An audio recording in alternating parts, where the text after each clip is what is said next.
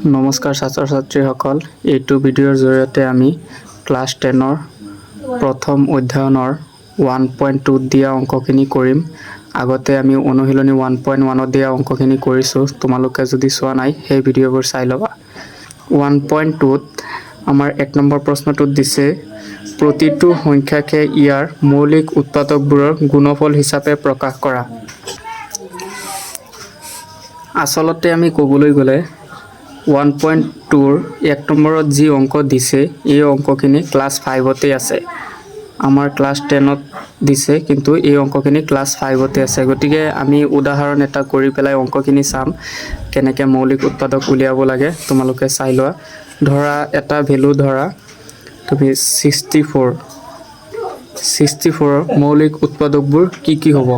এইটো তুমি 2ৰে হৰণ কৰা, 2 6ত 3 বাৰ, 2 4ত 2 বাৰ, 2ৰে আকৌ হৰণ কৰা, 2 3ত 1 বাৰ, 2 বাৰ 6 বাৰ, 2 16ত 8 বাৰ, 2 8ত 4 বাৰ, 4 2ত 2 বাৰ।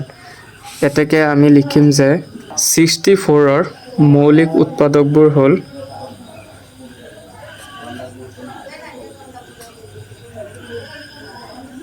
আমি কি পাইছোঁ লিখা 2 × 2 × 2 × 2 × 2 1 2 3 4 5 6 1 2 3 4 5 6। এইটো হৈছে আমাৰ 64ৰ মৌলিক উৎপাদক। বা এইটো তুমি এনেকৈও লিখিব পাৰিবা 2 টু দি পাৱাৰ, ইয়াত 2 টু দি পাৱাৰ 6 হ'ল। এতিয়া আমি গোটেইখিনি অংক চাম, ঠিক আছে? চোৱা, আমি সেম এনেকৈ 1 নম্বৰ প্ৰশ্নৰ উত্তৰখিনি কৰিছোঁ। 1 নম্বৰৰ 1ত আমাক দিছে 40, 140ক আমি 2ৰে হৰণ কৰিছোঁ 70 বাৰ, আকৌ 2ৰে হৰণ কৰিছোঁ 35 বাৰ, আকৌ 35ক 5ৰে হৰণ কৰিছোঁ 7 বাৰ। আমি সেইখিনি লিখি দিছোঁ যে এতেকে 140 = 2 × 2 × 7 × 5 × 7। তোমালোকে ইয়াত লিখিবা যে এতেকে 140ৰ মৌলিক উৎপাদক ইমান। তাৰপিছত 2 কেইটা পাইছা? 2টা, 2 স্কুৱাৰ। তাৰপিছত 5 এটা পাইছা, 5 7 7, ডাইৰেক্ট এইটো পূৰণ কৰি দিছা, ঠিকে আছে। তাৰপিছত চোৱা 2 নম্বৰটো আছে আমাৰ 156। এইফালে হৰণ কৰিবা, এইফালে উত্তৰটো লিখিবা কি আহে। হৰণ কৰি পেলাই তুমি কি পাইছা? 2 × 2 × 3 × 13। 2 কেইটা পাইছা? 2টা মানে কি হ'ব? 2 স্কুৱাৰ, ঠিক আছে, 2 স্কুৱাৰ। ইয়াত তুমি লিখি দিলা যে 156 = 2 × 2 × 3 × 13। এতেকে 2 স্কুৱাৰ = 3 × 13। তোমালোকে ইয়াত লিখি দিবা যে এতেকে 156ৰ মৌলিক উৎপাদকবোৰ হ'ল ইমান, ঠিক আছে। তাৰপিছত 3 নম্বৰটো চোৱা 3825ক আমি কৰিছোঁ। এইফালে 3825ত কি পাইছোঁ? 5 × 5 × 3 × 3 × 17, ঠিক আছে। 5 স্কুৱাৰ 3 স্কুৱাৰ × 17। সেম তেনেকৈ 4 নম্বৰটো চোৱা। 4 নম্বৰটো আছে 5005। এইটো আমি কৰিছোঁ। কেনেকৈ কি সংখ্যাৰে হৰণ যাব হৰণটো তোমালোকে কৰিব পাৰাই। সেম 5 নম্বৰটো চোৱা 7429। এইটোক আমি হৰণ কৰিছোঁ। কিহেৰে হৰণ কৰিব পাৰোঁ কৰিছোঁ। তাৰপিছত ইয়াত বহাই দিছোঁ। এতেকে তোমালোকে লাষ্টত লিখি দিবা যে এতেকে 7429ৰ মৌলিক উৎপাদকবোৰ হ'ল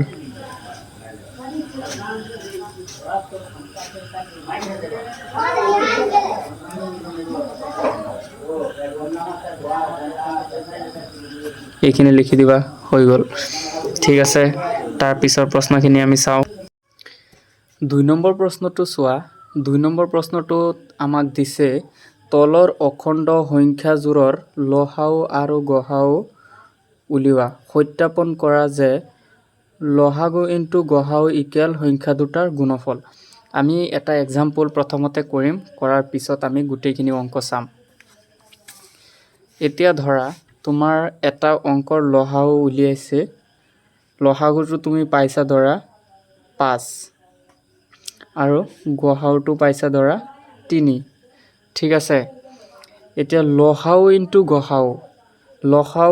গসাউ মানে 5 পূৰণ 3 ইকুৱেল 15 লসাও ইনটু গসাও ইকুৱেল সংখ্যা দুটাৰ গুণফল। আৰু যি দুটা সংখ্যাক তুমি উৎপাদক কৰি পেলাই লসাও আৰু গসাওটো পাইছা, সেই সংখ্যা দুটাৰ গুণফলটো এই 15ৰ সমান হ'ব লাগিব। লসাও ইনটু গসাও ইকুৱেল সংখ্যা দুটাৰ গুণফল, এইটো আমাক সত্যাপন কৰিব দিছে। গতিকে তুমি ধৰা সংখ্যা দুটা 1 ইনটু 15, ঠিক আছে, তেতিয়াহ'লে তুমি কি পাই আছা 15, তে এই 15 সমান হৈছেনে নাই? তেনেকুৱা আমাৰ এনেকুৱা দুটা সংখ্যা তোমাৰ তাতে থাকিব। সেই সংখ্যা দুটাক আমি উৎপাদকত ভাঙি পেলাই লসাও আৰু গসাও যে পাম, সেই লসাও ইনটু গসাও ইকুৱেল সংখ্যা দুটাৰ গুণফল, মানে তোমাৰ লসাও আৰু গসাও সংখ্যা দুটাৰ সমান হ'ব লাগিব।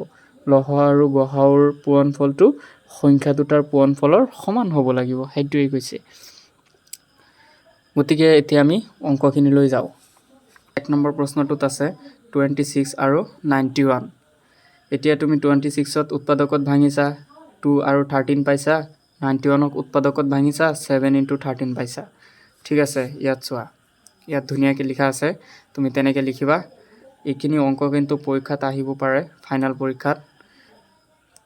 26 2 ইনটু 13, 91 7 ইনটু 13 এতেকে গসাওটো আমাৰ কিমান আছে, মিল থকা যিটো আছে সেইটো আহিব আমাৰ গসাও 13।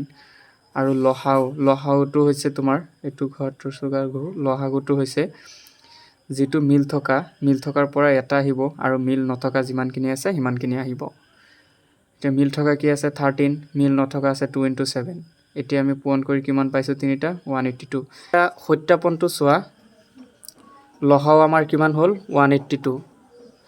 এতিয়া সত্যাপনটো আমাৰ কি আছিলে, সত্যাপনটো আছিলে লসাও ইনটু গসাও ইকুৱেল সংখ্যা দুটাৰ গুণফল। লসাও ইনটু গসাও কৰি পেলাই আমি পাইছোঁ 2366, আৰু সংখ্যা দুটাৰ গুণফল আমি পাইছোঁ 2366। ঠিক আছে, হৈ গ'ল আমাৰ 1 নম্বৰটো। 2 নম্বৰটো চোৱা, 2 নম্বৰটোত আমাক দিছে 5 10 আৰু 92। 5 10ক আমি উৎপাদক উলিয়াইছোঁ 2 ইনটু 5 ইনটু 13 ইনটু 17, আৰু 92ৰ উৎপাদক আমি পাইছোঁ 2 ইনটু 2 ইনটু 23। এটাকে আমাৰ গসাওটো কি হ'ব, মিল থকা সংখ্যা এটাই আছে 2টো হ'ব আমাৰ গসাও, এইটোৱে আছে মিল থকা, 2টো আমাৰ হ'ব গসাও। আৰু লসাগুটো কি হ'ব, লসাগুটো হ'ব এইটোৰ ভিতৰৰ পৰা এটা 2 আহিব, আৰু বাকীখিনি যিমানখিনি আছে গোটেইখিনিৰ পূৰণফল। আমাৰ কিমান পাইছোঁ লসাগু 23460। ইয়াতে সত্যাপন কৰিছোঁ, সত্যাপনটো চোৱা, লসাও ইনটু গসাও ইকুৱেল সংখ্যা দুটাৰ গুণফল। লসাও ইনটু গসাও কৰি পেলাই আমি পাইছোঁ 46920, আৰু সংখ্যা দুটাৰ গুণফল কৰি পেলাই পাইছোঁ আমি 46920। পূৰণ কৰি পেলাই চাবা দুটা সমান হ'ব। গতিকে হৈ গ'ল তোমাৰ লসাও ইনটু গসাও ইকুৱেল সংখ্যা দুটাৰ গুণফল। এতিয়া 3 নম্বৰ প্ৰশ্নটো চোৱা,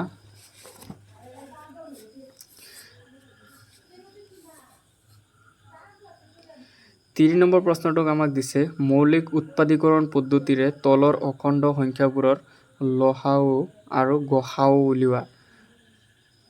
এতিয়া আমাৰ মৌলিক উৎপাদীকৰণ পদ্ধতিটো দিছে, মৌলিক উৎপাদীকৰণ পদ্ধতিৰে তলৰ অখণ্ড সংখ্যাবোৰৰ লসাগু আৰু গসাও উলিয়াব লাগে। এতিয়া মৌলিক উৎপাদীকৰণ পদ্ধতিটো তোমালোকে 1 নম্বৰতেই পাই আহি আছা, 1 নম্বৰ অংকতেই। 1 নম্বৰ অংক যেনেকুৱা আছে চেম তেনেকুৱাই। এতেকে গসাও পাইছোঁ আমি 3, আৰু লসাও পাইছোঁ ইমান 420। এইটো হৈছে 1 নম্বৰৰ। 2 নম্বৰটো চোৱা 17 23 আৰু 29। চেম আমি দুটাৰ মৌলিক উৎপাদক উলিয়াইছোঁ। দুয়োটা আমাৰ আছে মৌলিক সংখ্যা, গতিকে এবাৰেই যাব, এটা 1ৰ লগতে পূৰণ হ'ব আৰু নহয়। এইটো আমি কৰিছোঁ, কৰি পেলাই গসাও পাইছোঁ 1, আৰু লসাও পাইছোঁ 11339। 3 নম্বৰটো চোৱা 8 9 25। 9টোক আমি কি পাইছোঁ 3 ইনটু 3, 8টোক পাইছোঁ 2 ইনটু 2 ইনটু 2, আৰু 15ক পাইছোঁ 3 ইনটু 5। এতিয়া আমাৰ গসাওটো কিমান হ'ব, 2 হ'ব 1, কাৰণ মিল থকা সংখ্যা তিনিওটাত চেম নাই, দুটাত আছে 3 এটাত নাই। গতিকে আমাৰ গসাওটো হ'ব 1, যিহেতু মিল নথকা সংখ্যা। এতেকে লসাও হ'ব 2 into 2 into 2 into 3 into 3 into 3 into 5,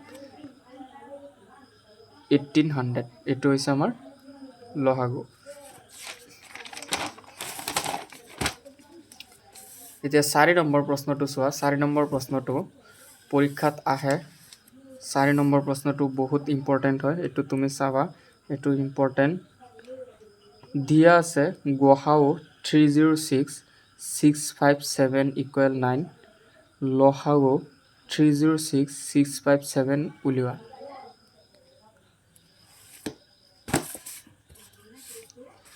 given আমাৰ দিয়া আছে, ইয়াত লিখিবা।